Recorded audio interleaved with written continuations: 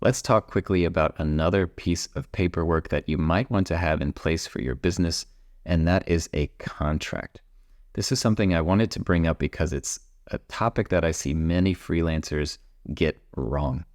And here's the bottom line when it comes to contracts. If you're just starting your business, if you're just collecting your first customers and clients, if the work that you're doing is relatively low risk and not, exceeding like $10,000 per project or more, then there's really no reason to lose sleep over not having a legally binding, lawyer-approved contract in place for every single project and every single customer. At the end of the day, it's good enough to simply have an email or text exchange between you and the customer that defines what type of work you're doing for them, when you are going to do it for them, and what, of course, they are going to pay you in exchange for doing it. Anything beyond that is a little overkill, at least for a beginner.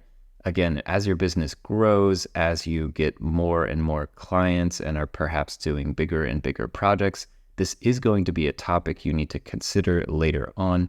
But until that point, there's no reason to be worried or stressed that you don't have some kind of perfect, again, like legally airtight contract in place that covers all your bases and protects you from any possible thing that could go wrong. That's just too much for a beginner freelancer to worry about. If you want to have a contract in place, then what I would recommend is starting off with the easiest version of a contract between you and your customer, and that is what is often referred to as a scope of work contract.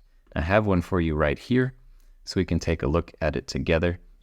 Scope of work is, again, just the simplest form of a contract between a freelancer and customer that you can create. It defines who you are, who your client is, the project title, again, it's things like the start date and end date, which I've already mentioned.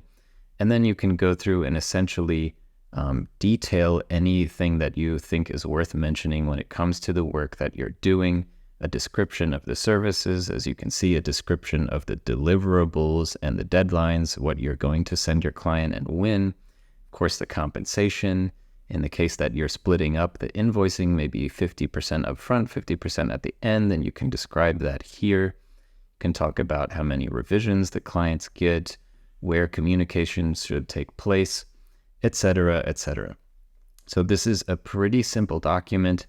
Again, is it legally airtight and 100% perfect for every possible thing that can go wrong when it comes to working with your clients? Maybe not, but it's good enough to protect all of the essential things that are going to be discussed between you and your client. So if you want a scope of work contract like this, then you can, of course, get ours. We'll link it below. Or you can also just search generally on the internet for contracts that are maybe more specific to your industry. Again, this is very much dependent on you and the type of work you do and the type of customers that you work for. If your customers are big businesses, then probably they're more expecting to see contracts when it comes to hiring you. But if your customers are normal everyday people and they're just coming to you for smaller jobs, in particular, if there's not a lot of money being exchanged for the type of work you're doing, then there's really no reason to, to lose sleep at night over this topic.